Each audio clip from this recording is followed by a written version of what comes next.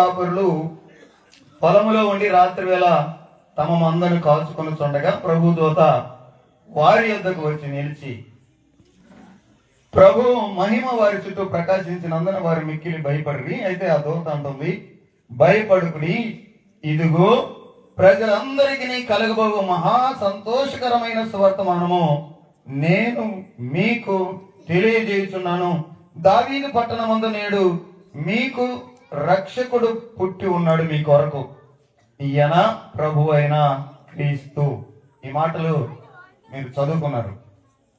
వీళ్ళరా యేసు ప్రభు వారు పుట్టినటువంటి ఆ సందర్భాన్ని, ఆ పరిసరాల్ని ఒకసారి మనం జ్ఞాపకం చేస్తాం. ఎక్కడ పుట్టాడు యేసు ప్రభు? టకాని చెప్పండి. ఊరు కాదు, ప్లేస్. తొట్లో పుట్టాడా? పాకలో పుట్టాడా? పాక కొంతమంది అంటున్నారు, తొట్టి అని కొంతమంది అంటారు. ఇంతకు ఎక్కడ పుట్టాడు చెప్పండి? పాకలో పుట్టాడా? ఓకే. ఇంకా ఇంకెవరైనా తెలిసిన వాళ్ళు చెప్పండి. ఇప్పటిదాకా నేను చదివే కదండి, మీరు కూడా చదివారు కదండి నాతోటి. ఎక్కడ పుట్టాడు చెప్పండి? పాకలోనా? మనకు తెలియకుండానే మనం చదివేస్తా ఉంటాం. ఇది మనకు వచ్చిన ప్రాబ్లం. బైబిల్లో ఏముందో మనం పరిశీలించకుండా మొత్తమే చదివేస్తుంటాం. తొట్టులో పుట్టాడు అని ఉందా అండి? మరి తొట్టిలో అని గట్టిగా చెప్తారు మీరు.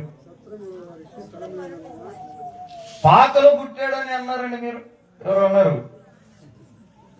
పాకలో పుట్టాడని ఉందండి బైబిల్లో? ఉందా? తమ్ముడు బాగా చదువుతున్నావు బైబిల్లో, ఐ అప్రిషియేట్ యూ. చెప్పండి, పాకలో పుట్టాడని ఉందా? సో మన ఇమాజినేషన్ లో మనం ఏదేదో ఊహించుకొని మొత్తం మీద ఏదేదో చేస్తున్నాం. చక్కగా రాశారు. ఆ టయానికి సెన్సస్ రాసుకునేటువంటి ఆ టయానికి వీళ్ళు వాళ్ళ సొంత ఊరికి వచ్చారు, బెత్లెహేమ్కి. అందరూ ఇలాగనే వచ్చారు కాబట్టి వారి వారి యొక్క ఇళ్ళని నిండిపోయినాయి. మేము సామేలో కింద కూర్చున్నట్టు నిండిపోయినాయి. సో వీళ్ళు కూడా వెళ్ళారు. ఎప్పుడో వెళ్ళారు కదా, నజరేతుకి వెళ్ళారు పనుల మీద. అక్కడ నుండి సొంత ఊరికి వచ్చారు జనాభా లెక్కలు రాపించుకోవడానికి. వచ్చినప్పుడు ప్రసవ దినములు నిండేను అని ఉంది. ఇంకేముంది? వారక్కడ ఉన్నప్పుడు ప్రసవ దినములు నిండెను గనుక తన తొలిచూలు కుమారుని కని పొత్తి గుడ్డలతో చుట్టి, సత్రంలో స్థలం లేదు కాబట్టి పశువుల తొట్టిలో కొండబెట్టింది. మీరేమో పాక అన్నారు, తొట్టిలో పుట్టాడన్నారు. ఇది వాక్యం ధ్యానించినప్పుడు యేసు ప్రభు గురించిన విషయాలు సరిగా అర్థం చేసుకోవాల్సిన సమాచారం. వీళ్ళరా ఏం జరిగిందో చెప్తా వినండి. వారు బెత్లెహేముకు వచ్చారు. ఆల్రెడీ వారికి దూత చెప్పిన విషయాలు వీటన్నిటిని బట్టి ఇద్దరు కన్ఫర్మ్ అయ్యారు. ఎవరు? మరియా గాని యేసోబు గాని. ఆ విషయాలే మీకు చెప్పాలి నేను. అయితే పుట్టిక సందర్భాన్ని చెప్పడానికి ఈ విషయాలు చెప్తున్నా. ఓకే, ఇప్పుడు వారు బెత్లెహేంకి వచ్చారు. ప్రసవ దినములు నిండినాయి. ఆమె డెలివరీ అయింది. సో డెలివరీ అయింది. ఆ శిశువును పొత్తి గుడ్డల్లో చుట్టారు. ఇక షెల్టర్ కావాలి కదా, సో పొత్తి గుడ్డలతో చుట్టి, మరి వేరే ఊరు నుంచి ఈ ఊరు వచ్చారనుకోండి, ఫస్ట్ ఎక్కడికి వెళ్ళాలా? సత్రానికి వెళ్ళాలా? అర్థమవుతుందా? మీరు పెద్దోళ్ళకి తెలుసు సత్రాలు అంటే ఏంటో. సత్రం అంటే మీలాంటి వాళ్ళకి తెలుసు, ఇప్పుడున్న వాళ్ళకి లాడ్జీలు ఇవి తెలుసు. Okay okay. సత్రానికి వెళ్ళాలి. ఎందుకనంటే ఎవరైనా బయటి గ్రామం నుంచి వచ్చి వారికి ఏదైనటువంటి వసతి కావాలి అని అంటే సత్రంలో ప్లేస్ ఉంటది. ఆ సత్రానికి వెళ్ళారు. సత్రంలో కూడా స్థలం లేదంట. సత్రం కూడా ఫుల్ అయిపోయింది. అప్పుడు ఏం చేశారు అని అంటే పశువుల తొట్టిలో ఆ శిశువును పండబెట్టారు. ఈ సత్రం ఎలాగ ఉంటది అని అంటే రౌండ్ షేప్ లో ఇలాగున రూములన్నీ ఉంటాయి రౌండ్ గా. ఇటు నుంచి రౌండ్ గా ఉంటది సత్రం. అటు నుంచి రౌండ్ గా ఉంటది, ఇటు నుంచి రౌండ్ గా ఉంటది. అటు ఒక ఎంట్రన్స్, ఇటు ఒక ఎంట్రన్స్ ఉంటది. లోపల నుంచి తలుపులు ఉంటాయి రూములు. సత్రంలో అంటే బయట నుంచి రావడానికి లేదు, లోపలికి వచ్చి రూములన్నీ ఇలాగ రౌండ్ ఉంటాయని చెప్పే కదా, ఇలాగ రౌండ్ గా సత్రంగా ఉంటాయి కదా. లోపలికి అటు ఎంట్రన్స్, ఇటు ఎంట్రన్స్ ఉంటది. లోపలికి వచ్చిన వారు సత్రంలో ఏ గది ఖాళీగా ఉంటే ఆ గదిలో ఉండొచ్చు. ఆ రోజుల్లో మనలాగా కార్లు, బైకులు, సైకిళ్ళు లేవు కాబట్టి గాడిదలు, ఒంటెలు వాటిని పట్టుకొని వచ్చేవాళ్ళు, వాటి మీద వచ్చేవాళ్ళు. ఈ సత్రం రౌండ్ గా రూములన్నీ ఇలాగుంటాయి. మధ్యలో అంత ఖాళీ ప్లేస్ ఉంటది. ఈ ఖాళీ ప్లేస్ లో ఏం చేసేవారు అంటే తెచ్చుకున్న గాడిదల్ని, ఒంటెల్ని కట్టేసి, మరి అవి కట్టేశారంటే వాడికి గాడి ఉంటది కదా, మేత వేయడానికి, నీళ్ళు తాగడానికి తొట్లు ఉంటాయి కదా. సో ఈ మధ్యలో ఉంటది ఆ ఖాళీ ప్లేస్. ఈ పశువులను మధ్యలో కట్టేసుకొని సెక్యూర్ చేసుకొని ఉంటారు. ఒకవేళ రూమ్ కనుక ఖాళీ ఉందనుక రూమ్లోకి వెళ్ళిపోతారు. ఇప్పుడు వీళ్ళకైన పరిస్థితి ఏంటంటే డెలివరీ అయింది, బిడ్డను పొత్తి గుడ్డలతో చుట్టాడు, తీసుకొచ్చారు. సత్రం చూస్తే ఫుల్ అయిపోయింది, ఖాళీ లేదు.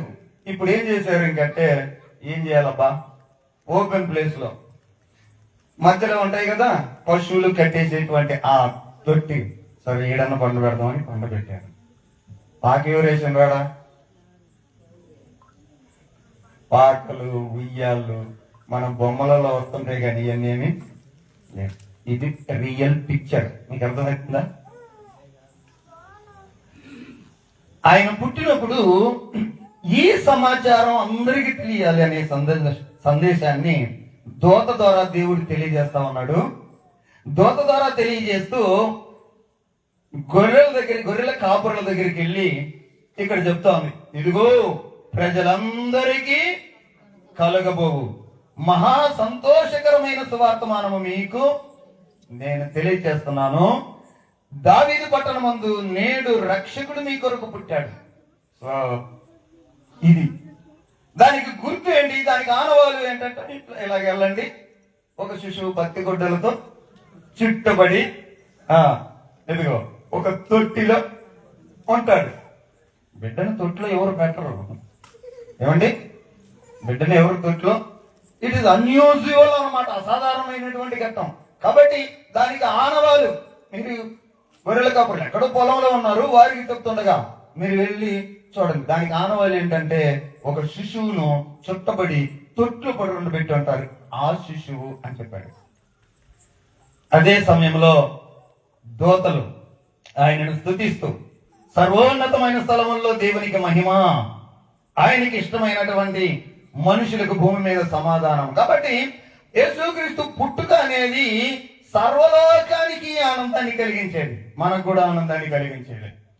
సెమీ క్రిస్మస్ చేసుకున్నా, గ్రాండ్ క్రిస్మస్ చేసుకున్నా, ఇంకా ఏ క్రిస్మస్ చేసుకున్నా యేసుక్రీస్తు యొక్క ఆ పుట్టుక అనే దానిని అద్భుతంగా, ఆనందంగా, సంతోషంగా జరుపుకునేటువంటిది ఈ సమావేశం, ఈ సందర్భాలన్నీ.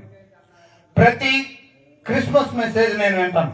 అంటే నేను విన్న వాటిల్లో, నేను విన్న ప్రతి క్రిస్మస్ మెసేజ్ ఎండింగ్, క్లోజింగ్ ఎలాగ ఉంటుంది అని అంటే, ముగింపు ఎలాగ ఉంటుంది అంటే, యేసు ఎక్కడో పుట్టాడు కాదు, నీ హృదయంలో పుట్టాలా అనే దాంతో మెసేజ్ ఎండ్ అయింది.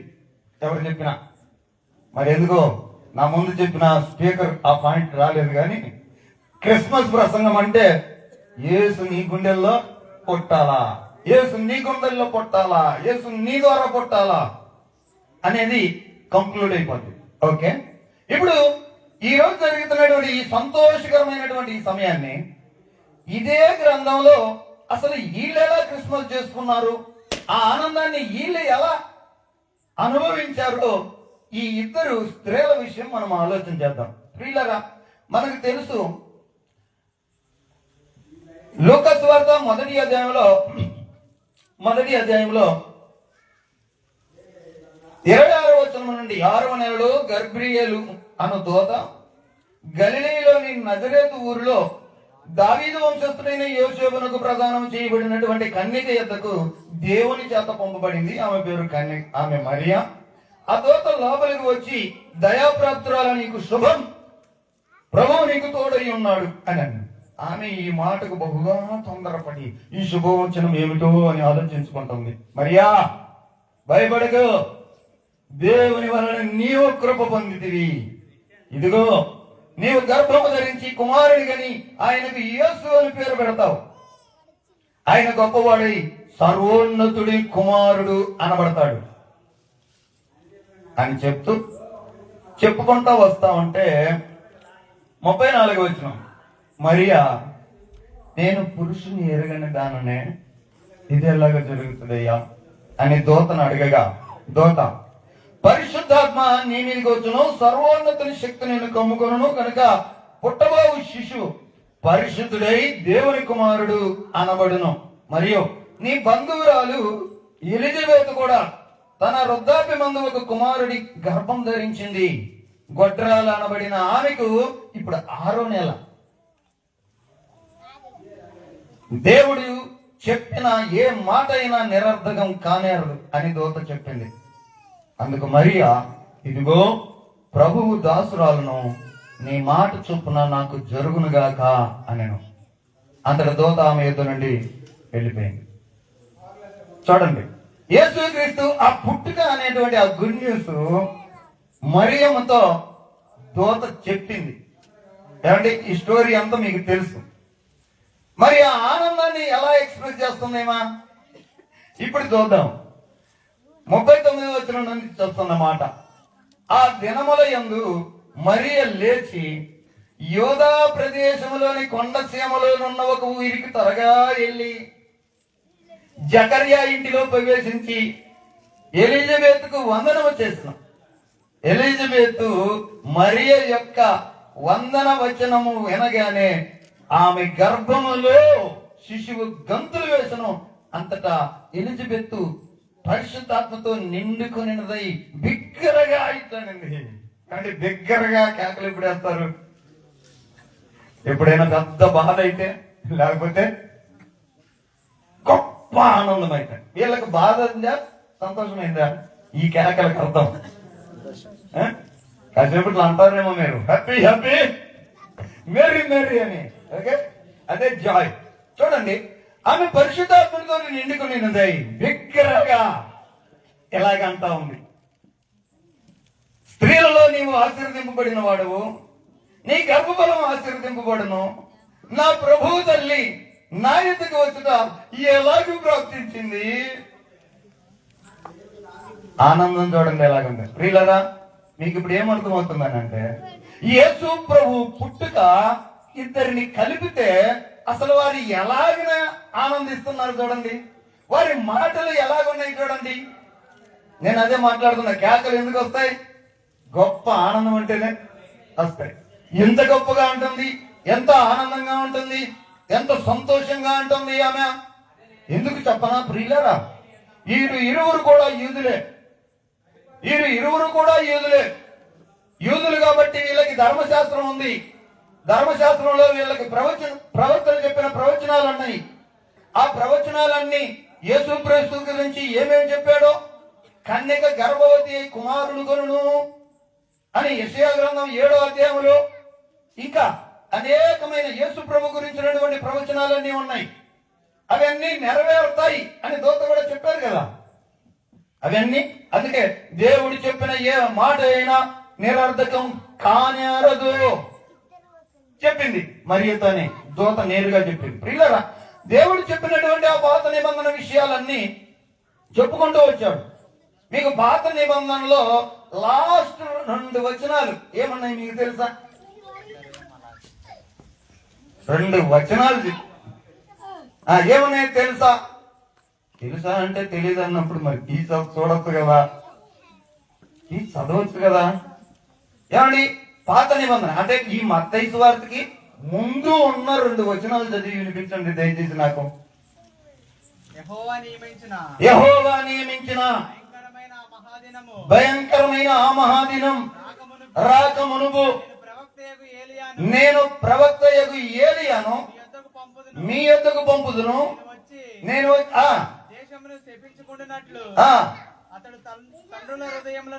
తండ్రుల హృదయాల్ని పిల్లల తట్టు పిల్లల హృదయాన్ని తండ్రుల తట్టుకు తిప్పుతాడు. దాంతో పాత నిబంధన సమాప్తమైంది, కొత్త నిబంధన ప్రారంభమైంది. మీకు అర్థమవుతుందా ఏమైందో? మలాకి ఆ ప్రవచనం చెప్పిన 400 సంవత్సరాల దాకా దేవుడు సైలెంట్ గా ఉన్నాడు.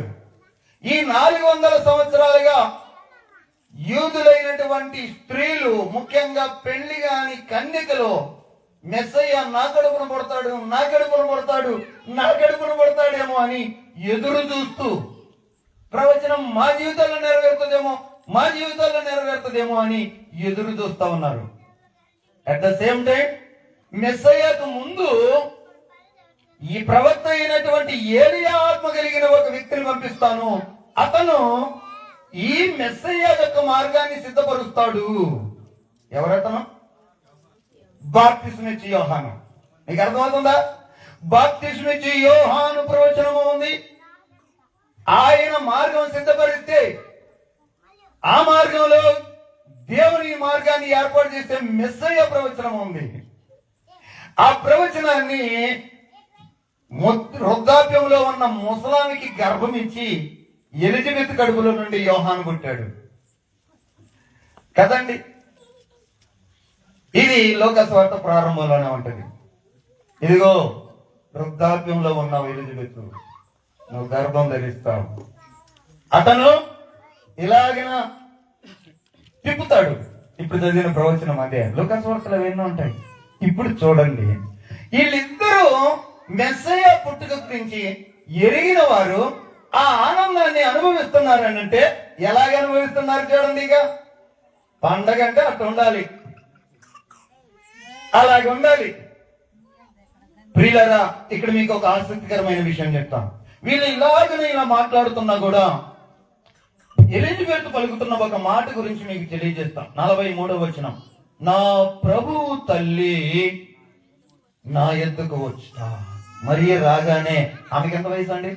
ఈమెకి ఎంత వయసు మీరు చెప్తుంది? ఎలిజబెత్కి ఎంత వయసు ఉంటది?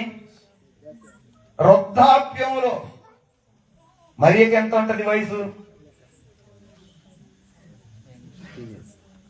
టీనేజర్, 14-15 ఏళ్ళే. అప్పుడు పెళ్లి అయ్యే కదా, ఆ వయసు. చిన్న పాప యవనస్తురాలు గర్భం ధరించుకొని వచ్చింది. ఈ సంతోషాన్ని షేర్ చేసుకోవడానికి చూడండి, నజరేతులో దోత కనపడితే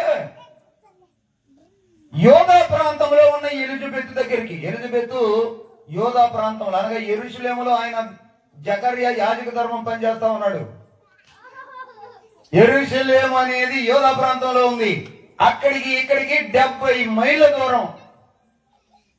అంత దూరం ఏమో నడుచుకుంటూ వచ్చింది.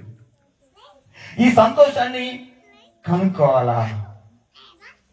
చెప్పింది కదా దోత, ఇదిగో నీ బంధువురాలైనటువంటి ఎలిజబెత్ కూడా వృద్ధాప్యం ముందు గర్భం ధరించింది. ఇప్పుడు ఆమెకు 6వ నెల అనేసరికి వచ్చేసింది. వినండి ప్రియులారా, ఇలాగిన ఆమె ఎలిజబెత్ నా ప్రభువు తల్లి అని అన్నది.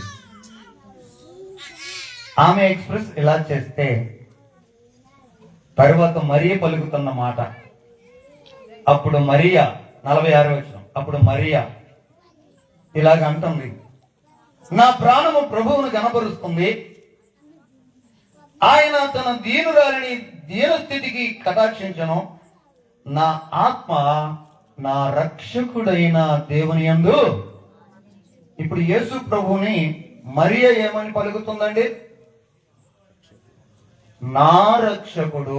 ఎలిజబెత్ ఏం పలికింది? నా ప్రభువు. గర్భంలో ఉన్నాడు. దేవుని చేత పరిశుద్ధాత్మ చేత నింపబడి గర్భవతిగా ఉన్నటువంటి ఆ యవనస్తురాలు ఆ గర్భంలో ఉన్నటువంటి ఆ సంగతులు వీళ్ళు మాట్లాడుకుంటున్నారు. పరిశుద్ధాత్మతో నింపుకొని ప్రియమైన దేవుని పిల్లారా, ఆయన ప్రభువు అని, ఆయన రక్షకుడు అని ఆమె అంటుంది, ఈమె అంటుంది. కలగబోయేటువంటి రక్షణ విషయాలు మాట్లాడుకుంటున్నారు. ఇప్పుడు మరియమ్మ గురించి మీకు నేను కొన్ని విషయాలు చెప్పాలి ప్రియులారా. ఎందుకనంటే యేసు ప్రభువును ఈ లోకానికి తేవడానికి, యేసు ప్రభువు లోకములో పుట్టడానికి ఆమె యొక్క త్యాగం ఏంటో నీకు నాకు అర్థం కావాలా. దేవుడు పుట్టాడు, దేవుడు పుట్టిస్తున్నాడు. ఇక్కడ చూడండి, నా ప్రభువు, నా రక్షకుడు తన కడుపులోనే ఉన్నాడు. కాబట్టి మరియమ్మ మనుషులను రక్షించలేదు. చాలా మంది మరియమ్మకు ప్రార్థన చేస్తుంటారు. అట్టటాల గురు ఈ వచనాలు కొంచెం ఆలోచన చేయాలా. ఆమెకు కూడా రక్షణ అవసరం.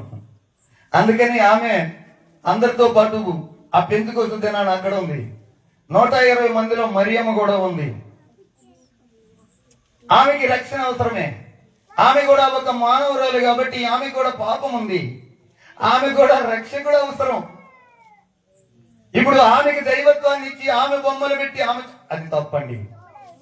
అది అర్థం చేసుకోవాలి ఎవరైనా సరే. అది పక్కన పెడితే మరియమ్మ యొక్క ఆ గొప్ప త్యాగం, అది నీకు అర్థమైతే యేసు ప్రభు ఎలా పుడతాడో నీకు అర్థమవుతుంది. ఇందాక నేను చెప్తున్నా కదా, ప్రతి క్రిస్మస్ మెసేజ్ ఎలాగ ఎండవుతుంది అని అంటే, నీ హృదయంలో పుట్టాలా, నీ హృదయంలో యేసు పుట్టాలా. ఓకే, మరి మరియమ్మలో పుట్టాడు కదా, మరి నీలో ఎలా పుడతాడు? మరి మరియమ్మ ఎలా కండింది, నువ్వు ఎలా కంటావు? ఇప్పుడు కొంచెం అర్థం చేసుకోండి. ఇప్పుడు మరియమ్మ యొక్క ఆ సిచ్యువేషన్ మీకు అర్థమైతే మీకు కన్నీరు ఖచ్చితంగా వస్తుంది ప్రియులారా. ఆమె ఎదుర్కొన్నటువంటి ఆ సవాళ్ళు అనగా, తాను రక్షకుణ్ణి భూమి మీదకి తేవడానికి, యేసును పుట్టించడానికి ఆమె పడినటువంటి ఆ సవాళ్ళు, ఆమె ఎదుర్కొన్నటువంటి ఆ సవాళ్ళు, కేవలం 14-15 సంవత్సరాలు కలిగినటువంటి ఒక యవనస్తురాలు ఆమె ఎదుర్కొన్నటువంటి ఆ సవాళ్ళు, అవి ఈ రోజున లోక రక్షకుని భూమి మీదకి తెచ్చినాయి. మనము కూడా యేసును పుట్టాలి, నీ హృదయంలో పుట్టాలంటే మరి నువ్వేం సవాళ్ళు ఎదుర్కొంటున్నావో మనకు అర్థం కావడానికి ఆమె గురించి మీతో చెప్పాలనుకుంటున్నా. ఒకటి, ఆమె వ్యక్తిగతంగా ఆమె ఎదుర్కొన్న సవాళ్ళు, ఆమె వ్యక్తిగతంగా ఆమె ఎదుర్కొన్న సవాళ్ళు చెప్పండి. ఆమె వయసు ఎంతండి? వ్యక్తిగతంగా అంటున్నా, ఎంత వయసు ఆమె? ఆమెకి ఏమన్నా పెద్ద మెచ్యూరిటీ ఉందా? ఏమన్నా జ్ఞానమంతా సంపాదించిందా? లోక రక్షకుణ్ణి కని భూమి మీదకి లోక రక్షకుణ్ణి తేవాలి ఆమె.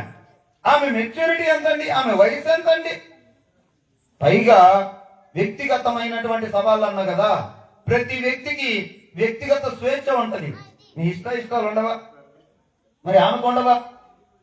వాటిని సవాళ్ళైనా, నా వయసు సరే చిన్నదైనా సరే, ఆమె అన్నది నేను ఈ దాసురాలని ఒప్పుకుంది. దోత ఏదైతే చెప్తుందో, ఓకే, ఆమెకు కన్ఫ్యూజన్ వచ్చింది. నువ్వు గర్భం ధరించి కుమారుని కంటావు, నీ కొడుకు కాదు దేవుని కొడుకు అవుతాడు అని దోత చెప్పినప్పుడు ఆమెకు డౌట్ వచ్చింది. మరి నేను పురుషుని ఎరగని దానని కదా, ఇది ఎలా జరుగుతాయా అని దోత చెప్పాడు. ఆ విషయంలో నీకేం కన్ఫ్యూజన్ లేదు, పరిశుద్ధాత్మని ద్వారా నువ్వు గర్భం ధరిస్తావు, కానీ నీ కొడుకు కాదు సర్వోన్నతుని కుమారుడు అనబడతాడని దోత క్లారిటీ ఇచ్చింది. ఓకే అయ్యా, నీ దాసురాలను నీ చిత్తం చొప్పునే జరుగును గాక అని అయింది. ఎంత వయసు అండి? వ్యక్తిగతమైన సవాళ్ళు చూడండి. ఆ చిన్న వయసులోనే ప్రభువుని లోకానికి అందించడానికి ఆమె ఎదుర్కొన్న ఆ సవాలు చూడండి. మీకుందా ఛాలెంజ్? తన శరీర సవాలు అంటే, ఒక వయసును బట్టి మనిషికి శరీర శక్తి బలం ఉంటాయి. మరి ఈ అమ్మాయికి ఎంత వయసు ఉంటుందండి? పైగా డెలివరీ అవుతుందంట. పెళ్లి కాలేదు, డెలివరీ అవుతావు, డెలివరీ అయితే నా పరిస్థితి ఏంటి? తన శరీర పరిస్థితి ఆలోచించి అది ఒక సవాల్ కదా ఆమెకి. అయినా లోకరక్షకుని తేవడానికి సిద్ధపడింది. ఇది ఒక తన వ్యక్తిగత శారీరక సంబంధమైన విషయం. ఇప్పుడు చెప్పన, గర్భవతిగా ఉండి ప్రయాణం చేస్తుంది. ఎక్కడికి? ఫస్ట్ ప్రయాణం ఎక్కడికి చేసింది? ఎలిజబెత్ దగ్గరికి పరిగెత్తుకుంటూ పోయిందా? ఎన్ని మైళ్ళు? 80 మైళ్ళు. మరి నిండు గర్భిణిగా ఉన్నప్పుడు నజరేతు నుండి మళ్ళా బెత్లెహేముకి వచ్చింది. గర్భిణిగా ఉండి వాకింగ్. ఎట్లా తట్టుకుందండి ఆ శరీరం? ఏదైనా సరే ప్రభువుని లోకానికి అందించాలి.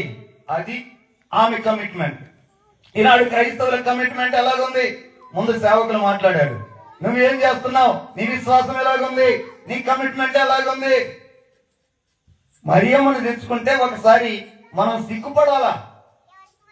ఇంకోటి చెప్పనా ప్రియులారా, ఆమె యొక్క సామాజిక సాంస్కృతికమైనటువంటి సవాళ్ళు. ఆ సవాళ్ళు ఎలాగుంటాయి? సామాజిక సవాళ్ళు అంటే సమాజంలో వచ్చే సవాళ్ళు. ఏమండి రావా ఆమెకి? దోత చెప్తే ఓకేనా? సామాజికంగా ఆమెకి సవాళ్ళు లేవా? ఉన్నాయా లేవా? సమాజంలో లేవా? మీకు ఒక విషయం తెలుసో తెలియదు, ఒక మాట చదవండి. యోహాను సువార్త 4:41 పరిశీలకి యేసు ప్రభువుకి కొంత జరుగుతూ ఉంది డిస్కషన్. టక్కని తీసి చదవండి, ఎందుకు టైం వేస్ట్. యోహాను సువార్త 8:41. ఆయన మాటలు వినినందున ఇంకనూ అనేకులు నమ్మి ఆ స్త్రీని చూసి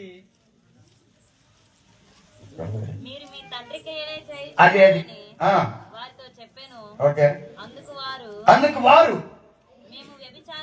మేము వ్యభిచారం వలన పుట్టిన వాళ్ళం కాదు మేము అని అంటున్నాం. వినండి ప్రియులారా, ఒకసారి యేసు ప్రభు యొక్క జీవితంలో పరిశీలకి ఆయనకి జరుగుతున్నటువంటి విషయాలు చూస్తే వాళ్ళు అంటున్నారు. చూడండి ఏమంటున్నారండి? మేము వ్యభిచారం వలన పుట్టిన వారము. ఎవరిని అంటున్నారు ఆ మాటలు? ఎవరిని అంటున్నారండి? అంటే తండ్రి లేకుండా పుట్టేవు కదా, ఆ మాటను అంటున్నారండి. సమాజంలో లేదా మీకు సవాలు? తండ్రి లేకుండా కొడుకులు కన్నదని ఏలెత్తి చూపించే సమాజం ఉండదా? ఆ సవాళ్ళు ఉంటాయని మాకు తెలియదా? అది రక్షకుని లోకానికి పరిచయం చేయడానికి సమాజంలో వచ్చేటువంటి ఆ సవాళ్ళని ఆమె ఎదుర్కొంటుంది. వినండి ప్రియులారా, సమాజంలో నువ్వేం ఎదుర్కొంటున్నావు? మరియమ్మ దగ్గర నువ్వు నేర్చుకోవాల్సినటువంటి విషయాలు ఇవి ప్రియులారా. ఇంకా సమాజంలో ఒకటి జరుగుతుంది, మీకు తెలుసో తెలీదా? యూదా సమాజంలో ఒకవేళ న్యాయబద్ధంగా బిడ్డను కనకుండా వ్యభిచారంతో ఏదైనా జరిగింది అనుకోండి, అప్పుడు ఏ వ్యభిచారం చేస్తే ఏం చేయాలి? యూదులు రాళ్లతో కొట్టి. అది తెలీదా? ఏమకి తెలుసా? తెలీదా? యూదులు బాబు, వాళ్ళు ధర్మశాస్త్రం ఎదురు చూస్తున్న వాళ్ళు బాబు. మెస్సయ్య నా కడుపును కొట్టాలని కోరుకొని ఎదురు చూసేవాళ్ళు బాబు. అయితే ఇలాగిన పెళ్లి కాకుండానే గర్భవతి బిడ్డను కలిగింది అనంటే తప్పు చేసింది ఈ అమ్మాయి అని రాళ్లతో కొట్టి చంపరా? సమాజంలో ఇది జరగదా? ఆ సవాళ్ళను ఎదుర్కొంది. ఎస్, నీ చిత్తమే సిద్ధించును కాక. ఎందుకంటే తెలుసా, సమాజంలో వచ్చేటువంటి ఈ ప్రాబ్లమ్స్ నేను ఫేస్ చేస్తా. ఇంకోటి చెప్పనా, కుటుంబంలో పరువు ప్రతిష్టలు ఉండవా? మరియమ్మకి ఎదుర్కొంది. ఎందుకు చెప్పండి ఇవన్నీ? రక్షకుని లోకానికి అందించడానికి. ఈనాడు క్రైస్తవులమైన మనం యేసుక్రీస్తును లోకానికి అందించడానికి మనము ఎలాంటి సవాళ్లను ఎదుర్కొని ఏం చేయగలుగుతున్నామో ఒకసారి ఆలోచించేస్తాం ప్రియులారా. అంతేకాకుండా ఆమె ఎదుర్కొన్న సవాళ్ళు నేను చెప్తా వినండి. కుటుంబంలో బంధువులతో, ముఖ్యంగా ఆల్రెడీ ఎంగేజ్మెంట్ అయిన అబ్బాయి ఉన్నాడుగా, ఆయనతో ప్రాబ్లం కదా. సైలెంట్ గా దోత వచ్చి చెప్పేస్తే ఎస్ అంటే సరిపోయిందా? అయినా ఆమె తీర్చుకుంది. అంటే మీరు అర్థం చేసుకోవాల్సిన సమాచారం ఏంటంటే యేసు ప్రభువుని ఇతరులకు అందించడానికి ఆమె ఎదుర్కొన్నటువంటి సవాళ్ళు, యేసు ప్రభువుని నీలో పుట్టించడానికి ఆమెలో నుండి వచ్చాడు కదా. ఏమండి, తను నొప్పులు పడింది కదా, తను అవమానాలు పడింది కదా, తను ఇది ఎదుర్కొంటున్నటువంటి ఈ విషయాలన్నీ మీకు ఇంకా ఇవి భౌతికమైనవి చెప్తా ఉన్నా. ఆమె మానసికంగా ఎంతో సవాళ్ళను ఎదుర్కొంటుంది చెప్పనా ప్రియులారా. ఆమెలో భయం లేదా? ఆమెలో అలజడి లేదా? ఏమండి, కుటుంబం నుంచి వెళ్ళేస్తారేమో ఇట్లాంటి భయాలు ఉండవా? ఇవన్నీ ఎదుర్కొంది. ఇప్పుడు చెప్పండి, సువార్త ప్రకటించడానికి కానీ యేసు ప్రభువుని లోకానికి అందించడానికి కానీ ఎవరెవరు ఏమేమి చేస్తున్నాం? ఇప్పుడు మనం ఎదుర్కొంటున్న సవాళ్ళు ఏంటి? ప్రభు కోసం ఏం చేస్తున్నామో ఆలోచన చేయాలి ప్రియులారా. ఇంకా తన యొక్క భావోద్వేగాలు అయితే, తన యొక్క ఇంకా ఆ ఆత్మీయమైనటువంటి సవాళ్ళు అయితే ఇవన్నీ ఎదుర్కోవాలి. ఇప్పుడు మీతో ఫైనల్ గా మాట్లాడుతున్నాను, మనం ఏం చేస్తున్నాం? క్రిస్మస్ రోజున రక్షకుని లోకానికి అందించడానికి మనం ఎలాంటి సవాళ్ళు ఎదుర్కొంటున్నాం? ఏం చేస్తావు? నువ్వేం చేయగలుగుతావు? నీ శరీరం ఉంది, ఆమె గురించి వింటున్నాం కదా. మరియా ఆ లోక రక్షకుని లోకానికి అందించడానికి ఎన్ని ఎదుర్కొని ఓర్చుకుందండి యవ్వనస్తురాలు. నీలో లేదా ఆ రోషం? నీలో లేదా ఆ తెగింపు? లోకానికి యేసును పరిచయం చేయడానికి, లోకానికి రక్షకుని పరిచయం చేయడానికి నీలో పుట్టాలా యేసు? పుట్టితే చూపించు. పుట్టడానికి నువ్వెంత నొప్పులు పడతావు? నీలో నుండి యేసు బయట కనపడాలా. పౌలు గారు అన్నారు, క్రీస్తు స్వరూపము మీ యందు ఏర్పడు వరకు నాకు ప్రసవ వేదన పడుతుంది. అనగా మరొకరిని యేసుక్రీస్తు స్వరూపంలోనికి రావడానికి ఆయన పడుతున్న ప్రసవ వేదన. మరియు ప్రసవ వేదన అర్థమవుతుంది కదా మీకు? ఈనాడు సమాజం ఏమనుకుంటుందో, నా ఆర్థిక పరిస్థితి ఏమనుకుంటుందో, మా ఇంట్లో ఏమనుకుంటారో, వాళ్ళు ఏమనుకుంటారో, వీళ్ళు ఏమనుకుంటారని యేసు ప్రభుని కప్పెడుతున్నావు కానీ నీ జీవితంలో యేసును లోకానికి చూపించే విధంగా ముందుకు వెళ్ళగలగాల. అప్పుడు వీళ్ళు చేసుకున్నట్టుగా మనం కూడా క్రిస్మస్ చేసుకోవచ్చు. ఎవరు చేసుకున్నట్టుగా? ఎలిజబెత్, మరియా. ఎంత ఆనందంగా వారు చూడండి, ఎంత హ్యాపీగా. అబ్బా, నా దగ్గరికి వచ్చావమ్మా నువ్వు, నేను నిన్ను చూడాలమ్మా. ఎందుకంటే నేను మెసెంజర్ తల్లిని, నువ్వేమో మిస్ అయ్యో తల్లివి. నేను నీ దగ్గరికి రావాల్సిందే, నువ్వు నా దగ్గరికి వచ్చావమ్మా. ఈ మాట ఎవరన్నారు తెలుసా? ఈ మాట ఇంకొకళ్ళు అన్నారు. ఎవరు తెలుసా? ఆ ఎలిజబెత్ కొడుకు యోహాన్ అన్నాడు, నేను నీ చేత బాప్తిసం పొందవలసి ఉండగా నువ్వు నా దగ్గరికి వచ్చావయ్యా. ఎంత ఆనందంగా వాళ్ళు ఆ యేసు పుట్టుకను ఆనందంగా అనుభవిస్తున్నారు కదా. ఆ ఆనందం నీకు నాకు రావాలి. ఆ ఆనందంలోనే మన తెగింపు రావాలి. యేసును లోకానికి పరిచయం చేయాలా, నేను సువార్త చెప్పాలా, యేసు గురించి చెప్పాలా, ఆ యేసు నాలో కనపడాలా, యేసు నాలో పుట్టాలా, నాలో నుండి యేసు కనపడాలా. మరి అలాగా నిన్ను చూసిన వారు యేసును చూడాలా. అలాంటి జీవితం మనకి రావాలా. దాని కొరకు మనం ఎదుర్కొనే మన భౌతికమైన, మన శరీర సంబంధమైన సవాళ్ళైనా, మన సమాజంలో వచ్చే సవాళ్ళైనా, మన మానసికమైన సవాళ్ళు అయినా, మన బంధుత్వాల్లో వచ్చే సవాళ్ళైనా, మన ఆర్థిక బంధాలైనా, మన ఆత్మీయమైనటువంటి విషయాలైనా, ఏ సవాళ్ళనైనా యేసు కొరకు అనగా రక్షకుని లోకానికి చూపడానికి నువ్వు సిద్ధపడితే ఎంజాయ్ యువర్ క్రిస్మస్.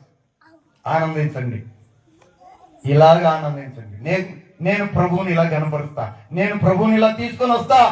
వాళ్ళిద్దరి సంభాషణ అదే కదా. నేను ఇలాగ నా మెసెంజర్ని తీసుకొస్తా, మార్గం సిద్ధపరిచేవాడిని నేను వేస్తా, నువ్వేం మెసేజ్ చేస్తావు. అమ్మా అబ్బా ఎంత సంతోషం.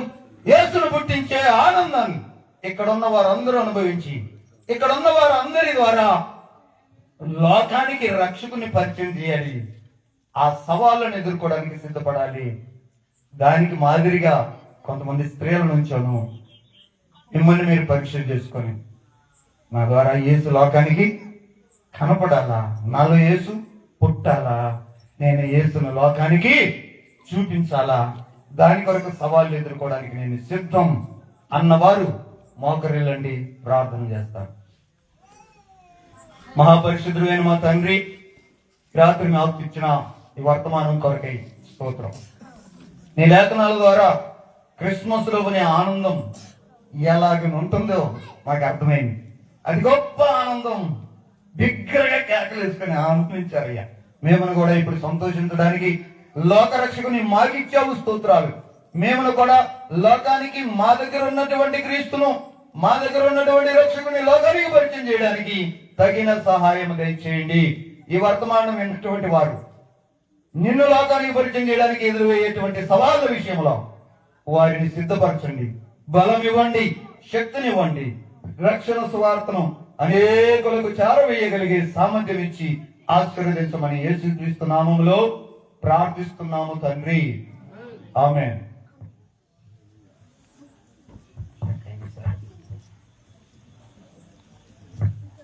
Praise the lord. మంచి దైవ వర్తమానం అందించినటువంటి కట్టి బాబురావు అన్న గారికి ప్రభు నామములో వందనాలు తెలియపరుస్తూ ఉన్నా. ప్రియులారా, ఈ సమయంలో మనము కేక్ కటింగ్ కార్యక్రమం